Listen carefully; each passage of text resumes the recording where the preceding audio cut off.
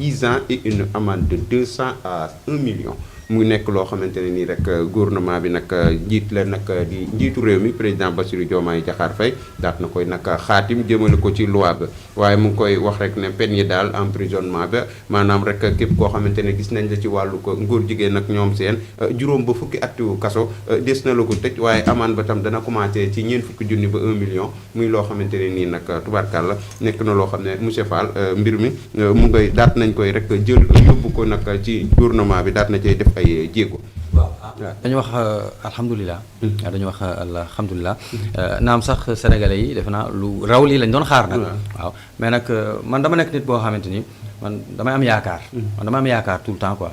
dama naan man sama yaakaar du yaakaar parce que jullit la iman bi peut-être ku nekk ak ni ngay toll ci borom bi. dafa am lu ñu bëggoon. peut-être dañu bëggoon 5 aadama. ñu may ñu mooy 10. waaw mathématique laay def de. 5 ñu may ñu moyen 10 amul problème xëy na bu ñu ñëwee ba moyen 9 ñëw ba dugg ci plus ñëw ba 0 xëy na dinañ commencé 1 2 3 4 5 man daal li ma gëm mooy nga tegal ma dara ci table ji moo ma gënal tous n'est-ce pas léegi nag nañu continuer comme Sénégal li ñu doon def rek di wàcc ci mbedd yi normalement comme leen yoon may pour kaas ni lii lañ bëgg di ko def communiqué di ci def ay déclaration de presse di ci def ay conférence de presse maanaam comme ni ko nag sartu yoon wi daal di tëralee yuuxu rek comme li ñuy wax yuuxu ba li ñu bëgg bu ñu ko amul ci nguur gi it ñu am ko ci beneen nguur buy ñëw ndaxte lii sénégalais yi bëgg jàpp naa ni lu ñu gëm la jàpp naa ni man lu ñu gëm la ndaxte sujet bi comme li ma la wax rek temps yëpp Sénégal ñi ngi leen defal seen promotion moo tax keroog il s'est passé quelque chose techniquement Omar am na lu ma wax te loolu mën naa ci bàyyi xel ab jàngat bu ñu war a mën a comprendre la n'est-ce pas donc ñu rafetlu lii rek on applaudit des deux mains en attendant di xaar li Sénégalais yëpp bëgg ñu defal ñu ko ak lu mu yéex rek nañ ñu ko defal ndax lii ñu ngi fi incha allah mu ngi noonu góor gi yaa ngi ko dégg noonu li nga xam ne njiitu réew mi def na ko juróom ba fukki atu kaso ak ñeent fukki junni ba 1 million ci amende jëmale ko ci wàllu góor jigéen. waaw dafa doon phénomène boo xam ne pour xeexaax moom du yomb. ça se passe partout mais ñun comme suñu diine. am na lu mu ci wax am na lu mu si teg. te dañuy rafetlu ñu promulguer loi bi parce que ñëpp doon nañ ko xaar. que ça soit criminalisé ou nul. L'essentiel c'est de sanctionner. sanction bi tamit mu am ñu teg ko si yoon. ba pare mu am foo xam ne day tax phénomène bi ñun sénégalais yi niñ ko ñaawloo. mu wàññeeku wala mu jóge fi. d'accord pour mu jóge fi nag dina jafeñ parce que dafa doon loo xam ne lu doy waar la. parce que boo xoolee loi bi biñ laata kaa promulguer nga ko démb. mu ngi ci journal officiel bi. déposé woon nañ ko assemblée y a dafa mu ngi ci délai bi ñu ko déposé assemblée ba bi président di jël kii bi. loi bi démb. di promulguer loi bi démb. dañ koy rafetlu rek di ñaan rek ni ñu koy xeexee parce que. ñun ñëpp ay jullit lañ wala ñu am beneen confession religieuse ni ko ñaawloo parce que ni mu mel fii mel na fi si yeneen réew yu ñu ëpp gën ñu dox justice pédophilie am na fa. yeneen phénomène yoo xam ne dafa laal société bi ba laalaale si diine bi. kon nag nañ ko gën a sanctionné man si sama xalaat dañ ko gën a sanctionné. d'accord c'est non pas il faut. mu ngoog Makary li ñu des ci minute bariwul loi bi mu ngoog gouvernement bi daat na koy def jiit li Bassirou Diomaye Diakhar Faye promulgué na ko. waaw par rapport ak li nga xamante ne mooy phénomène bi tas dëkk bi lii ci gouvernement bi def dañ koy rafetlu.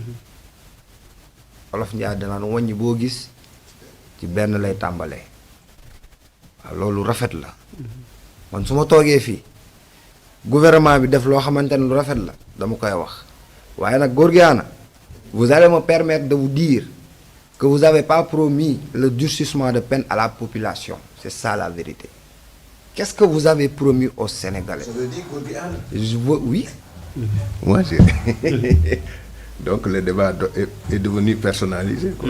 Non c'est pas personnalisé en fait man xam nga tur non je ne peux pas répondre waaw man tur boobu laa xam ci yow non je peux pas répondre à la place du gouvernement. D'accord ok wala da nga am beneen amul problème loolu je suis patriote waaw non li ma si bëgg wax man waaw vous allez me permettre de le dire parce que vous êtes un cadre de Pastef. Bien sûr vous faites partie du MONCAP. Vous avez été candidat au conseil départemental de Rufisque. Aujourd'hui, vous avez...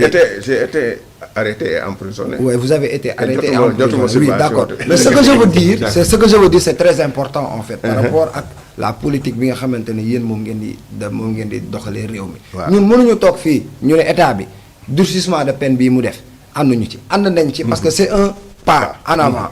Mais li ñu war a wax ci mbir mi mooy ñaari mbir benn mooy da ngeen dig sénégalais yi criminalisation defoo leen ko bi ngeen koy dig sénégalais yi da ngeen bàyyi ba campagne jot.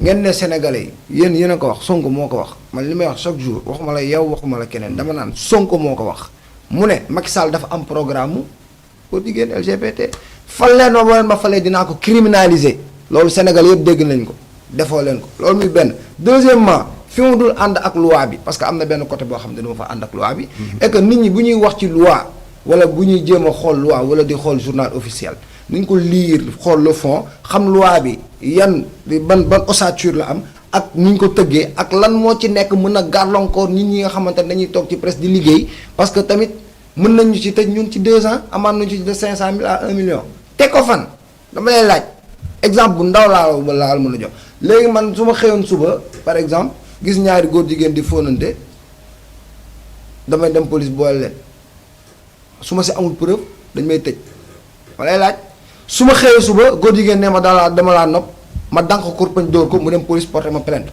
ñu tëj ma 2 ans yooyu am na ci société bi c'est-à-dire loolu mënoo leen ko exclure c'est pas possible parce que c'est des choses qui se passent chaque jour dans la société léegi nag lan moo tax ñenn ñi nga xamante ne aujourd'hui dañu jóg pour xeex loolu ñu jël benn affaire mu nekk benn épée de Damoclès seen kaw bopp loolu man dama jàpp ne dooleel góor jigéen la daa déglu lu baax li ma lay laaj je veux de man dama lay laaj lu baax man nit bu ma doxaanee ma danga ko kurbañ dóor ko aw ma preuve man maa ko dóor je l'ai agressé bu demee police boole ma ñu tëj ma 2 ans amende ma 500 000 1 million. tontu ba si loolu très rapidement tontu ba si loolu la. non moom mu ngi may laaj question boo xam ne. yoon àtte na ko ba pare. teg na ko si yoon. parce que LGBT ça se passe partout am nañ fépp. mais c'est des êtres humains aussi qu'il faut protéger. te dama lay rappeler protéger oui il faut les protéger. en tant qu'être humain. Être humain laa la wax. te nous sommes pas dans un pays islamique. c'est pas la loi islamique moo fi régir. yoon dafa am yoon dafa sew tamit. te yoon ñëpp la protéger. moo tax dafa doon loo xam ne dafa sensible gis nga yaa ngi wax criminalisation ak loi bi.